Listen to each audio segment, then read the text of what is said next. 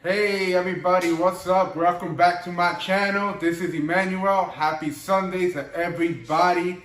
I hope you guys are doing well. It's another start of the week. Tomorrow we go back to work, or at least most of us. So today we're gonna be talking about personal finance. All right, 6 tips for better money management. All right. So number 1 is create and live by a budget every month. All right, this is very important.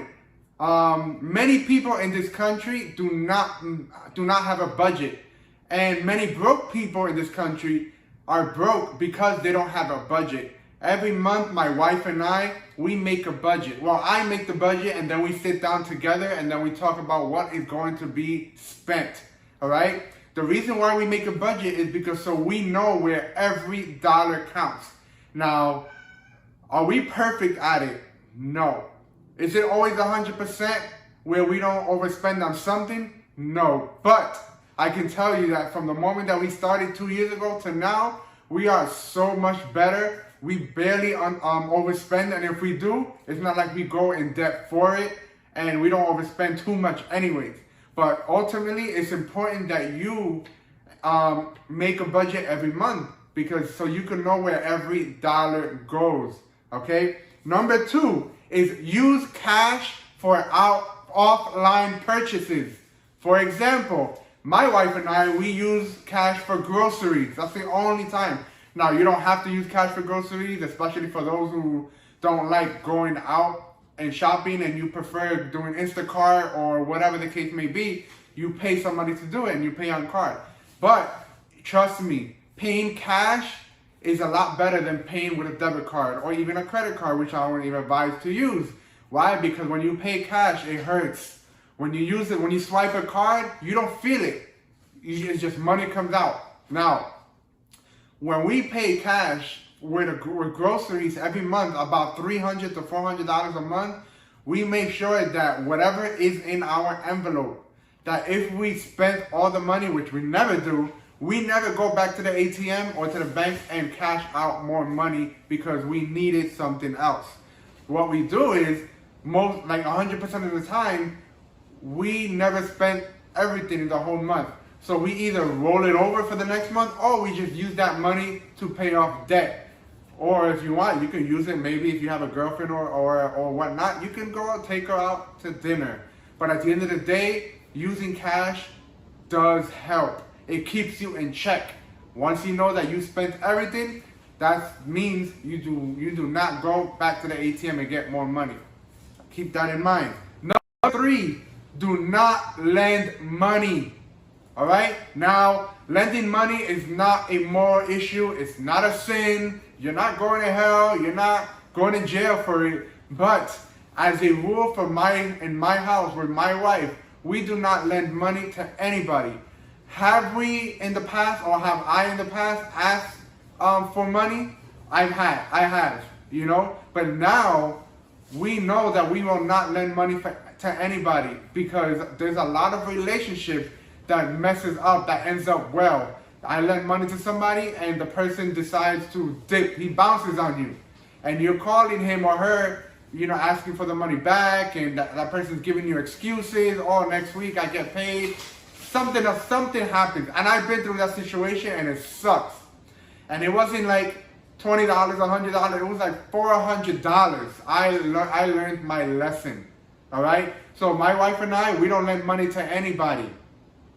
If we have the money, we will, and we can afford to give it to you and bless you with it, we will give you the money. But that does not mean that you can just go ahead and ask for money and then thinking that you're gonna pay us back, and then, or think you're gonna pay us back, Now, also, that does not mean that if you know that we will give you money if you bless us, or if we bless you guys. Don't put in the comments now, oh, can we borrow? Can we get this amount of money? It ain't gonna be like that. But now, on a serious note, we don't lend money. If we have it, we will bless you with it, and you do not have to give it back because it's a blessing. All right? Tip number 4, build your emergency fund. All right?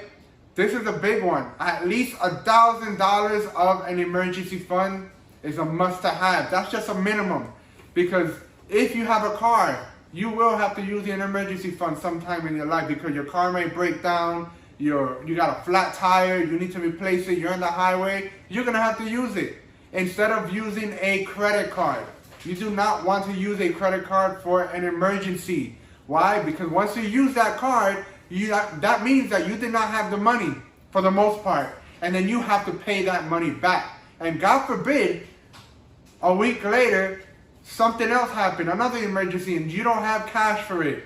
You are going to use your emergency card again, and you're gonna get yourself more in a hole, more in debt, when you could have saved up $1,000 for an emergency fund. Most people in America, about I think 40, maybe 44%, I believe, cannot even hold a $400 to $500 emergency fund. They have to use cash. They have to use a credit card, or they're gonna ask people to lend them money, and that's not the route that we want to go. We want to be good stewardship of our money, and have better money management. And then number 4, or number 5, I should say, live below your means. All right, this is very important. Many people in America that are broke is because they live above their means. They have a mentality of, oh, if I make more money, I'm going to spend more money. It does not work like that. How about I make more money, I'm going to pay more debt. And if you don't have debt, I make more money, I'm going to save more money. I'm going to invest more money into my future, so your money can accumulate in the long run. We need to be careful and not live above our means, because that is how we go broke. We need to change our poor money mindset, our broke mindset.